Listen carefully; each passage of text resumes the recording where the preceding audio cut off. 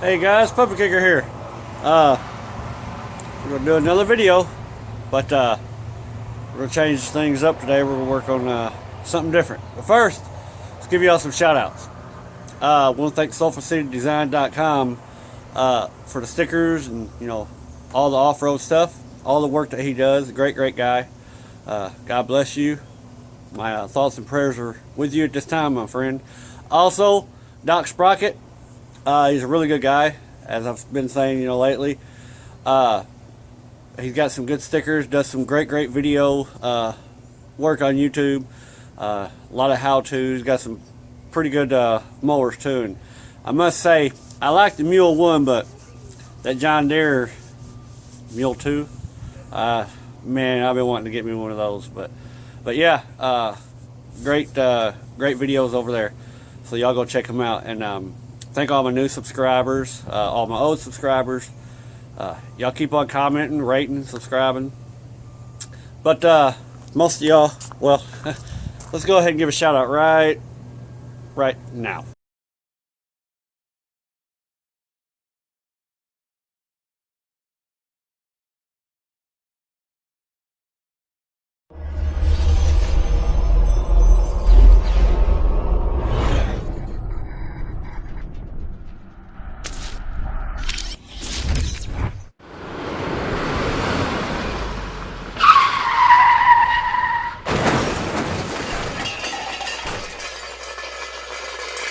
Alright guys, most of y'all know I've been building this thing.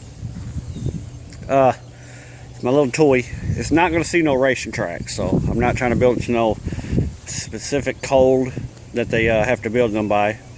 But if you are building one for racetrack, you need to follow the rules because it's all about safety. But I'm just a crazy nut and I just want to try to have some fun. I will be getting some goodies in the mail for this thing today. Also, I picked this up yesterday. I had two little Chinese ATV four-wheelers, and I'm not too good at working on them, don't really care about them, honestly, but they were just sitting back there, not doing any good, so I swapped it off for this mower. It's a Murray. It is not a wide body. Yes, they do make two different types. One is wide body, one is not. This just happens to be the one that is not, and that one is the one that is not. Wish they were, but they're not. The Dirty Murray, however, is a wide body. But I also got this parts four-wheeler frame. Oh, I didn't even notice it had a good set of brakes on the back. Oh, hey, check that out. See, I'm discovering stuff right now that I didn't know. That is a perfect brake setup that I'm fixing to install on my racing mower. Did not know I had that. That is spline, so I had to figure out something. I may have to order a hub for that. Figure out this bolt circumference right here and just order me a 1-inch hub for it with a 1/4-inch keyway, and man, there's me a whole set of brake setup right there. See this stuff right here, man, if you go order this stuff, it's really expensive, honestly. But also I got this too yesterday. This was the main reason why I swapped. It's a 3500 watt generator. Got 220 on it. I checked all the plugs yesterday. Besides the 220, I don't have nothing that's 220 that I can check it on right now, but the 110s work, so I don't see why the 220s won't work. But yeah, I built a little handle for it. It didn't have one, but I built one. So anyhow, took that thing. Dude said put gas in it, and the pull mechanism is messed up, but he said you just put some gas in it and it'll fire right up. Got to get a breather cover for the carburetor. So I put some gas in it, and sure enough, she fired right up without any hesitation or anything. I took the carburetor off her and cleaned it up anyhow because it kept on leaking fuel. But I cleaned all that up. Seems to be doing all right. But this is going to be a change of pace because I'm getting some more goodies in today for that. The four-wheel drive. It's been sitting there waiting to get fixed. I snapped the input shaft on the rear transmission because some guy, on Facebook, he's got a four-wheel drive Craftsman that he built, and he was trying to show me up doing some wheelies, so I tried to show him up, and well, I let go of my clutch, and yep, the rest is history. Snapped it. But anyhow, I'm going to redesign this whole back shaft setup right here. I don't like how this is because it's putting a lot of stress on that input shaft on the rear tranny. So I'll be redesigning that today. Also, I'll be trying to brace up the frame a little bit more to make it stiff. I don't like how much flex this frame has. But yeah, that's what we're fixing to start, tackling right now. Also, I will be putting this front bumper slash winch on it right here. I really like how this bumper and this winch looked on there, so that will be going on there also. But I do have a disappointing announcement. As most of y'all know by this video right now, you don't see the golf cart body back here anymore. I had to scrap it. I was going to use it. I had full intentions on building a 4x4 golf cart, but I looked under the frame of the golf cart and everything was completely rotted out. The framing, some of the body was rotted out. So if I was going to build a four-wheel drive golf cart, I would want something that's better. So as you can see, I've got my roll cage sitting back on there. We're going to go ahead and make us a little buggy. So I will be deleting the 4x4 golf cart build video off of my YouTube. Whenever I get around to this, we'll start working on making some build video on this. Like I said, it'll just be a quick little, I think I've got the 13 horse motor that I was going to put on that, but it was too big for that, so I think I'm going to put it on this, and I'm going to try to use the torque converter setup that came off of the snowmobile. I don't think I'm going to make it a four-wheel drive because it's going to be hard for it to steer and everything with a live axle up front. It's already going to be hard right now without chains running to the front because it's live axled.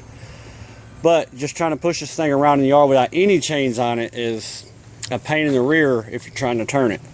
So I know it's going to make it even rougher. So it will be solid axle on the back, so two-wheel drive in the back.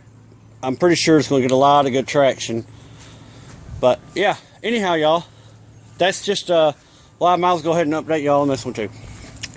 The little motor that was on that, as we said in the last video, I believe it was, or a couple videos before, I forget. The motor is off of that, so I'm putting it on here so my son can ride this through the parade. I'll paint the motor shroud and everything to match the colors. This, I'm still keeping this, but for right now I'm going to use a few parts off of it. The jack shaft setup is going to go on my son's build, which is right there. He has got his grades brought up, and I am so happy. Took him to death. I told him if he did not get his grades brought up, we were not going to work on it until he got them up. And he did it. I mean, got to give them kids some motivation. Some people say, oh, that's awful mean, but hey, it didn't hurt me to have that kind of punishment when I was growing up. So, but yeah, let's get this stuff, let's get this rear end pulled out of here so we can get this, as you can see under here. Let me see. Yeah, you see it right there? There's not supposed to be no gap in between that this section right here. Yeah, there's not supposed to be no gap there. That's the input shaft. But let's get this thing pulled out of here and we'll get this training took apart and swap these input shafts out. Wait for my mail to run so I can get this whole thing rebuilt. Alrighty. Alright guys, I got the rear end pulled out of it. Here's what broke. Snapped this input shaft right here. But ain't no big deal. I've already got another one. I've already got other bolts taken out of this.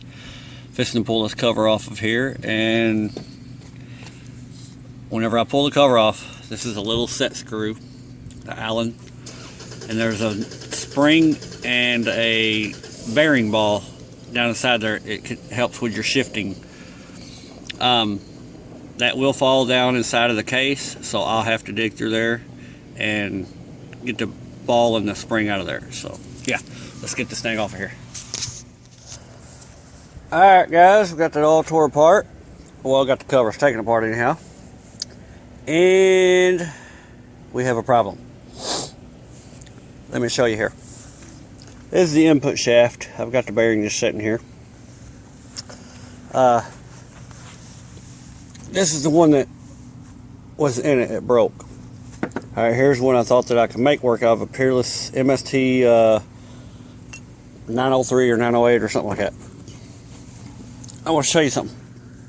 If we line the bottom of these up, right there, you can see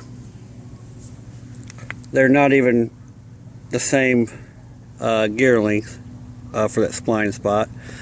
Alright, and then we come up top, and I started putting my snap pin on here to slide it up through the bottom, but you can see right here is where the snap pin usually goes on the MST 206. This one is a lot lower. I went to put this one in there and I realized it's not going to work. This shaft is not as long as the MST 206. So, with that said, this project is on hold until I can find me a shaft, input shaft for MST 206.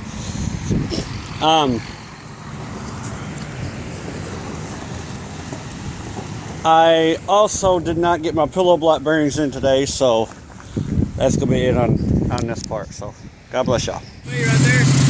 All right, guys. I got my wheel hubs on, got the different rims and tires on. Go try it out here. What the bagger uses.